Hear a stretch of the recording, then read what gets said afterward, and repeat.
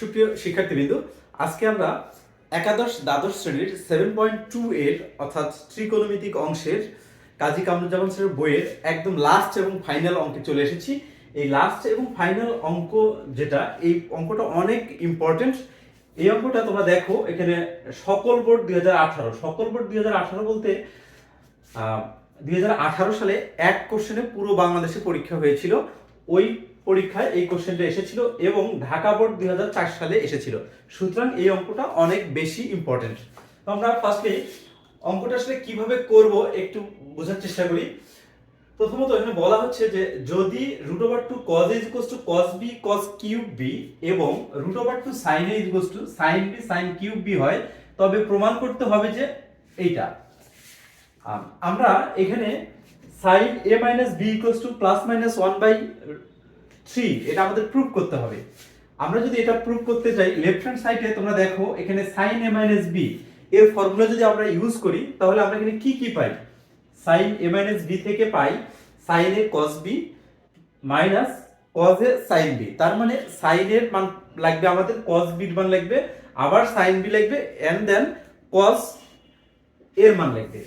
তো যদি আমরা এই যে sin ab এবং cos ab এর মান বের করতে চাই, তাহলে আমাদের এই দুইটা থেকে আমাদের যে কোনো ভাবেই হোক আমাদের এই sin a sin b এবং cos a cos b value যদি আমরা বের করতে পারি, দেন এইখানে সূত্রটা অ্যাপ্লাই করে মানটা বসাই দিলেই আমাদের মোটামুটি কাজ শেষ। মূল থিংকিং হচ্ছে অঙ্কটার হচ্ছে এটা। তো আমরা এই দুটো কিভাবে ক্যালকুলেশন করব সেটা একটু দেখার চেষ্টা করি। প্রথমত আমরা এখানে লিখব, দেওয়া আছে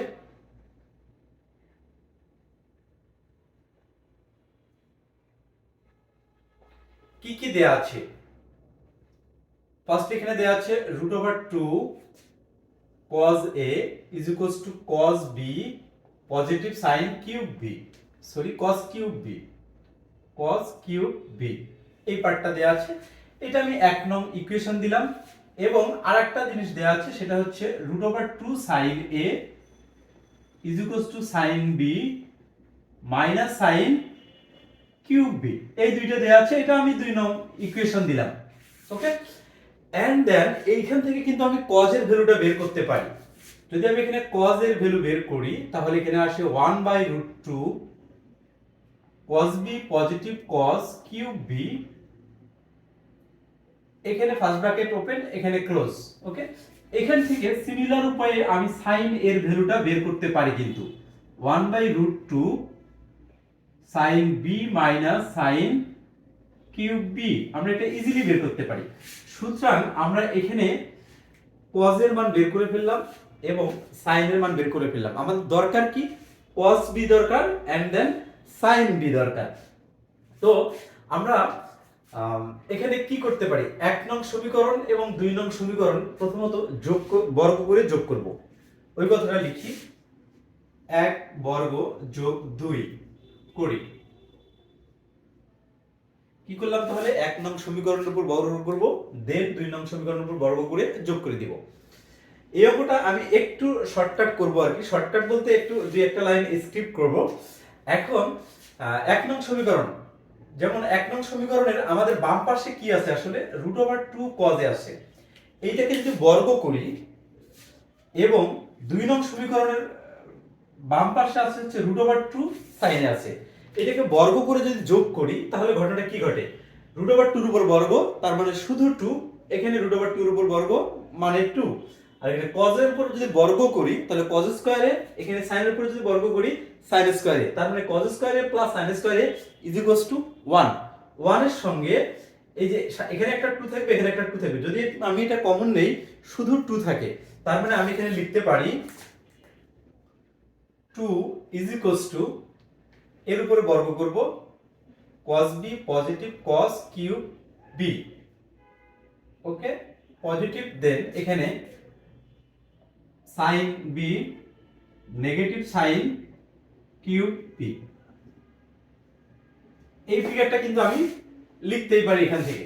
ওকে, এইখান থেকে যদি আমি cos b টা কমন নেই, cos b কমন নিলে এখানে 1 পজিটিভ cos স্কয়ার b থাকবে। যদি এখানে 1 পজিটিভ cos স্কয়ার b থাকে, তার মানে আমার এখান থেকে cos b টা বাইরে চলে আসবে। যদি আমার cos b টা বাইরে চলে আসে, এই পুরোটার উপরে কিন্তু স্কয়ার আছে, তার মানে ওই cos b একটা স্কয়ার নিয়ে বের হবে। সুতরাং আমি এখানে লিখতে পারি cos square b is equals two 1 positive, এখানে আসে cos square b positive. Similar উপায়ে এখানে sin b যদি বাইরে আসে sin square b is equals two 1 minus এখানে আসে sin স্কয়ার b।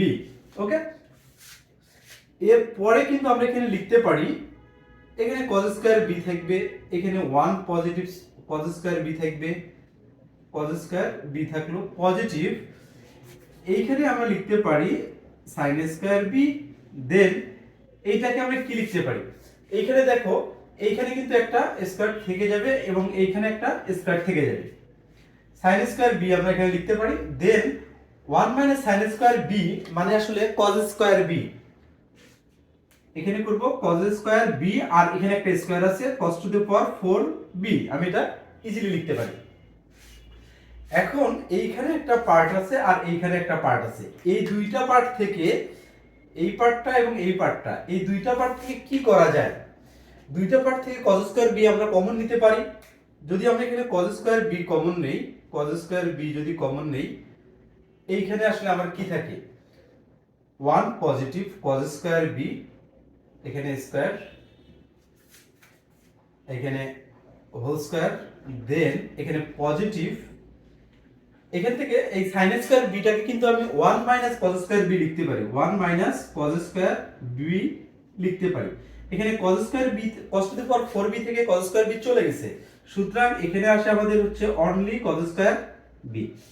আচ্ছা, তোমরা কি ইতিমধ্যে লক্ষ্য করেছো যে আসলে এই যে এখানে দেখো sin ছিল cos ছিল, সবগুলোকে এই লাইনে কিন্তু সব cos এ চলে আসছে, তার মানে এখান থেকে আমাদের cos b আমরা বের করতে পারবো এবং cos b থেকে আমরা sin b ও বের করতে পারবো। এটা হচ্ছে আমাদের একটা বেসিক থিংকিং। এখন আমরা এইখানে যে কাজটা করব, এই cos স্কয়ার b টা এখানেই থাকবে, এই ভিতরের কাজগুলো আমরা করে নেই একটু। এইটাকে যদি ভাঙি তাহলে আমরা পাই স্কয়ার প্লাস 2 a হচ্ছে 1 b হচ্ছে cos স্কয়ার b তার উপরে স্কয়ার 2ab, তার মানে এখানে হবে cos square b positive cos to the power 4b, কারণ 2ab প্লাস b স্কয়ার, এখানে তো স্কয়ার আছে আর একটা স্কয়ার মানে cos to the power 4b, এবং আমি যদি এটাকে গুণ করে দেই তাহলে আসে হচ্ছে positive cos square b minus cos to the power 4b, easily লিখতে পারি। এইখানে আমি একটা ফার্স্ট ব্র্যাকেট দিব, দেন এইখানে একটা ফার্স্ট ব্র্যাকেট দিব। ওকে, এরপরে আমরা এখানে কি করতে পারি, এই যে cos to the power 4b minus আর plus cos to the power 4b, this is cancel. এখন আমরা এখানে লিখতে পারি এখানে cos স্কয়ার b থাকবে আমাদের, এখানে 1 প্লাস এখানে cos স্কয়ার b আছে, এখানে আমাদের cos স্কয়ার b এবং এইখানে 2 cos স্কয়ার b, তার মানে প্লাস 3 cos স্কয়ার b আমি ইজিলি লিখতে পারি, প্লাস 3 cos স্কয়ার b আমি লিখতেই পারি। এরপরে আমরা এখানে জাস্ট গুণ করে দিব, যদি গুণ করে দেই এগুলো কিন্তু বাম সাইডে কিন্তু এখানে 2 আছে, এখানে 2 আছে, এখানে 2 আছে, এইখানে 2 আছে, এইখানে 2 আছে, এখানে তার মানে বা হবে আমাদের, এখানে বা দিব, এখানে বা দিব। এর পরের লাইনে আমরা বা 2 ইজ ইকুয়ালস টু লিখতে পারি এই যে cos square b positive 3 cos square, এখানে স্কয়ার মানে cos to the power 4b আমরা এখানে ইজিলি লিখতে পারি।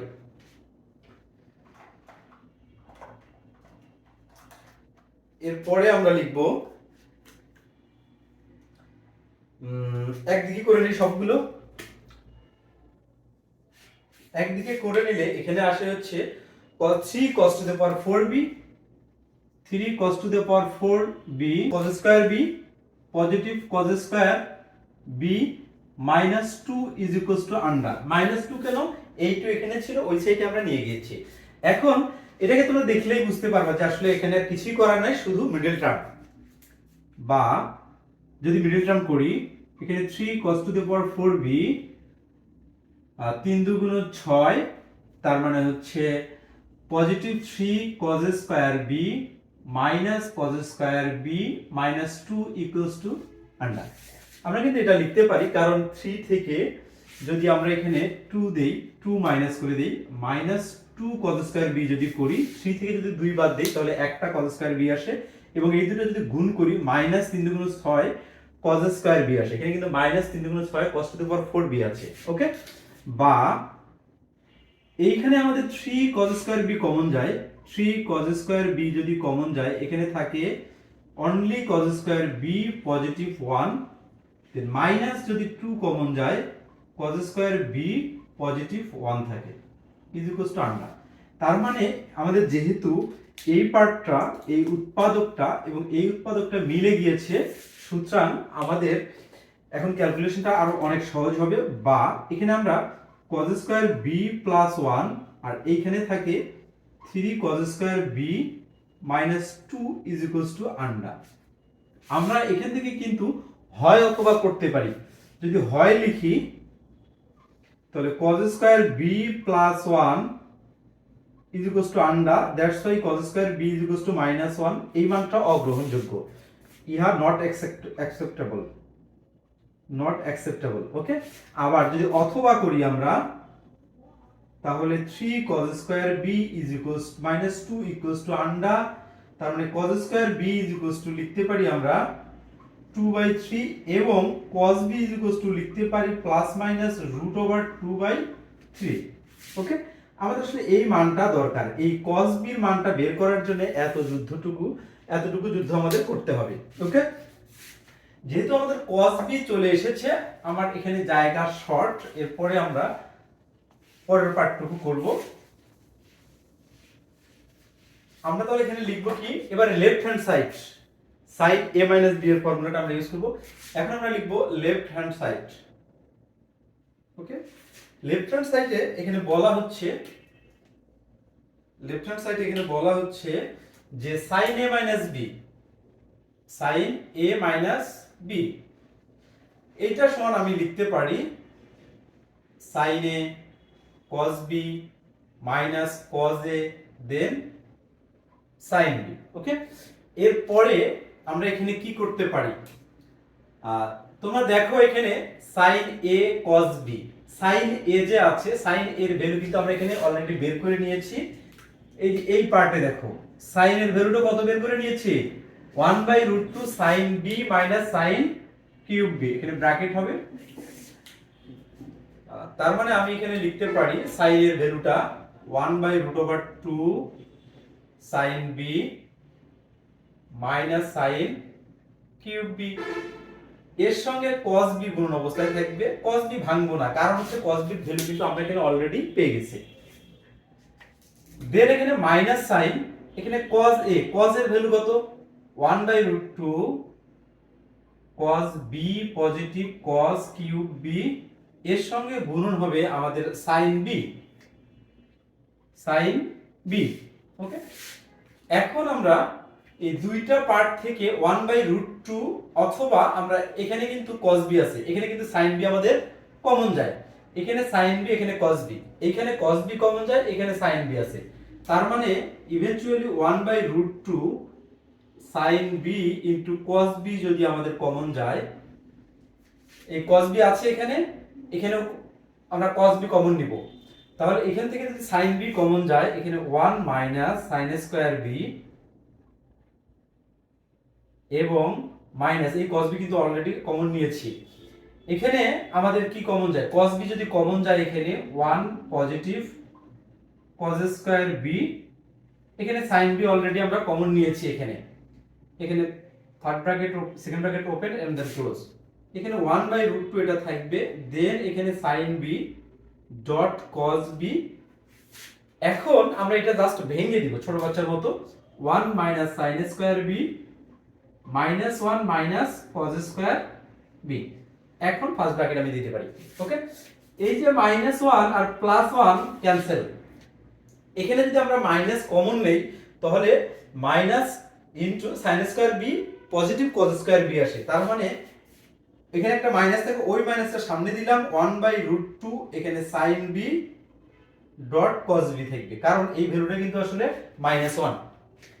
এখন আমরা জাস্ট হচ্ছে এখানে মানটা বসাই দিব। এই দেখো আমাদের cos b এর ভ্যালু কিন্তু এখানে আছে ±√2/3। তাহলে আমরা এখানে লিখতে পারি -1/√2 এটা থাকলো। এই sin b কে কিন্তু আমরা রাখা যাবে না এই অবস্থায়, কারণ আমরা cos b এর মান জানি, sin b এর মান জানি না। sin b টাকে cos b তে কনভার্ট করে নিই। 1 cos square b and then cos b এর মান ±√2/√3 আমরা লিখতে পারি। এরপরে আমরা লিখব -1/√2, এখানে √1 cos স্কয়ার b এর ভ্যালু কত তোমরা দেখো, এখানে কিন্তু cos স্কয়ার b এর ভ্যালু আমরা এখানে বের করে নিয়েছি 2/3।